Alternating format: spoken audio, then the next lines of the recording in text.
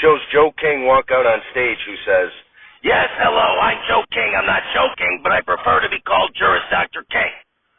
Okay, so I'm going to drag you into another little talk about the writer's strike, okay? I'm going to sift through an article on CNBC from Jilly Malinsky. Now, Jilly writes that entertainment writers are striking coast to coast.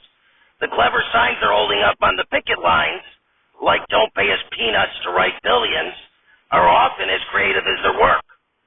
Every 3 years, the Writers Guild of America, the TV and Film Writers Union, negotiates a contract with the Alliance of Motion Picture and Television Producers, AMP-TP, the newest, most hyped-up toilet paper. The contract is intended to cover issues such as minimum pay for various projects, health insurance, and workplace safety. The AMP-TP represents Hollywood studios such as Paramount Pictures and NBC Universal, network television companies like ABC and Fox, and newly streaming services like Amazon. This year, negotiations began on March 20th and included a series of proposals touching on the changing nature of the industry, which has been transformed in recent years in large part due to the proliferation of streaming platforms. Proposals include new terms around how feature film writers get paid, how many writers can be staffed on TV shows and how long they're to be staffed, the lack of minimums for comedy/variety shows like late-night programs on streaming, and the regulation of AI in creating new material. The thing that we have been trying to communicate to the studios for 6 weeks face-to-face is that this is not simply an economic negotiation, says Greg Owinski, an Emmy Award winner who's written for Last Week with John Oliver, among other shows, and a member of the WGA negotiating team. Although wages were central to the discussions, the issues are bigger than pay, he says. The strike is about a systematic problem. So what is this systematic problem? It's basically a freelance industry, says Christine Becker, professor of the University of Notre Dame's Department of Film, Television, and Theater. You go from job to job, and each contract can look different from writer to writer depending on their experience, for instance. Shows have different lengths and cadences. Films have different budgets and so on. Though WGA contracts guarantee minimum payments, writers' take-home pay can be much less. Minimums are pre-tax, and writers often must also pay teams that can include a lawyer, agent, and manager, a group that can command a cut as high as 25%. They must account for union dues, 1.5% of their pay, and they must save since their work is notoriously precarious and no one can ever be sure when their next paying job will arrive.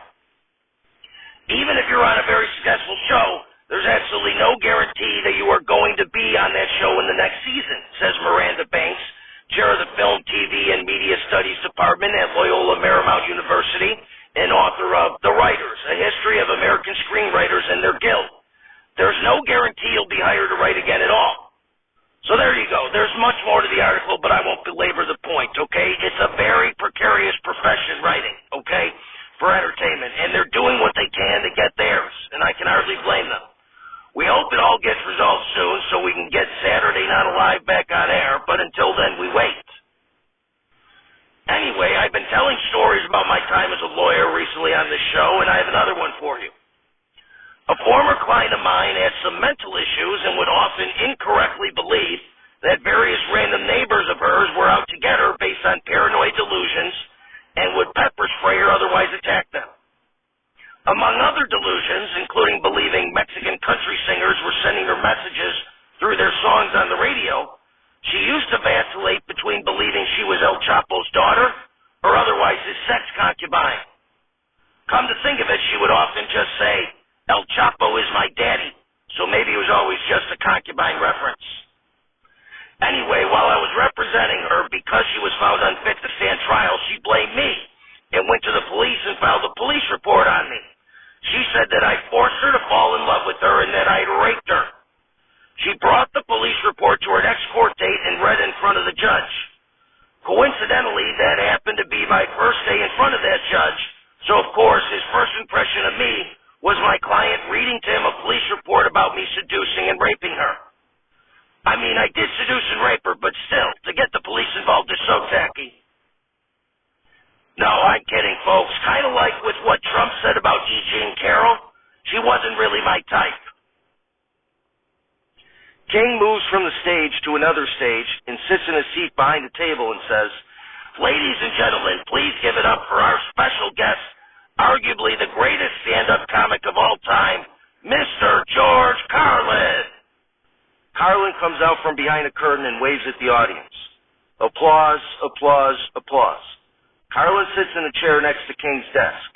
King, "It's a pleasure to have you on the show, George." Carlin, "Pleasure to be here, I think." King, "Now we know each other a little bit from Saturday Night Live, where you were the first ever host of Saturday Night Live after it supplanted Saturday Night Live Snottle." Carlin, "That's correct." King, "How was your experience on the show?" Carlin, "Well, it allowed me to get some new material out there, so overall it was a fine experience." King, "Very good. Now you were a stand-up comedian, correct?" Carlin, "No shit." King, "Okay, now the question I have for you, why all the standing up with you comics?" Carlin, "What are you talking about?" King, "Well, why not sit down in a chair or something when you give your performances? Why all the standing up? I get tired just looking at you." Carlin, "Well, that's how comedy's been for a long time. And perhaps it's because people pay good money to see stand-ups perform, and would rather have them stand up to give their performance than sit down like a lump on a fucking log." King, "Well, if I ever do any stand-up, Georgie, I'm going to sit the whole time, see how it goes."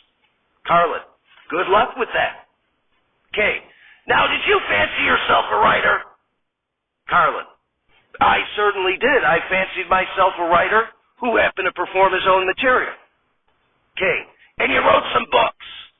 Carlin, "That's right. I wrote 6 books, I believe." King, "In your life?" Carlin, "That's right." King, "Have you written any since you've been dead?" Carlin, "I haven't." King, "Because if you did, you'd be a ghostwriter. Huh? Huh?" Carlin rolls his eyes. King, "Okay, now you hated people, correct?" Carlin, "I liked almost everyone I met individually." King, "Right, but people as a group you hated." Carlin, "Well, I lost faith in the human species a long time ago. Ultimately, I root for a big comet or asteroid to hit the Earth and get things right. Like I said, I like people individually, but once they get into groups, even as small as 2, I don't like them. Because what happens is people in groups surrender the beauty of the individual for the sake of the group. And the bigger the group, the worse it is. As a group gets bigger, 6, 8, 12, 15, 115,000, they start to get little armbands, little slogans, and have groups of people they don't like. And it gets out of hand. So I'm in favor of people one-on-one, but in large groups, I'd like to see them disappear."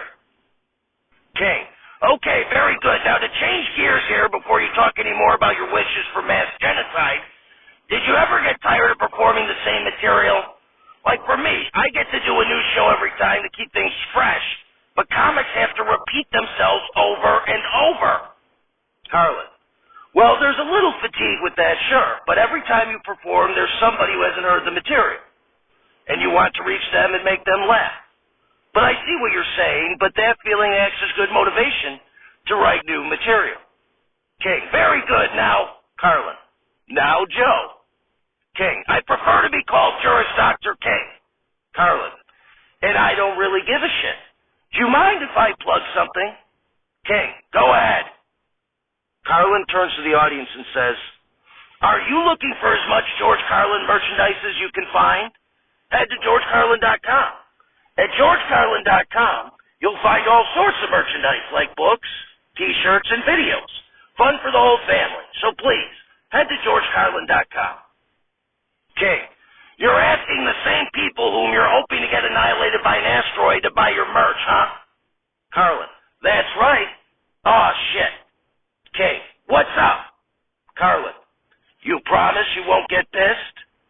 King, "I can't do that. I may get angry at what you say." Carlin, "Fuck it then." King, "Well, no, come on. If I get pissed, I get pissed. Just say what you were going to say." Carlin, I was gonna say that even though I like most people individually, I think you're a real cunt. King, ouch! Why is that? Carlin, because you're a little cocksucker. King, George, I'll have you know that I've never sucked any cock. Carlin, well, you're a motherfucker then. King, okay, I can live with that. Nothing wrong with fucking moms. Carlin, especially if they got great tits. King, I get it now. Carlin, what's that? King, you were just pretending to think I'm a cunt cocksucker motherfucker so you could get in your 7 dirty words you can't say on TV. You can't, you. That was good. Carlin, right, just pretending. King, George Carlin, everybody. Applause, applause, applause. King, that's all the time we have for today's show, but tune into the next show where we interview another deceased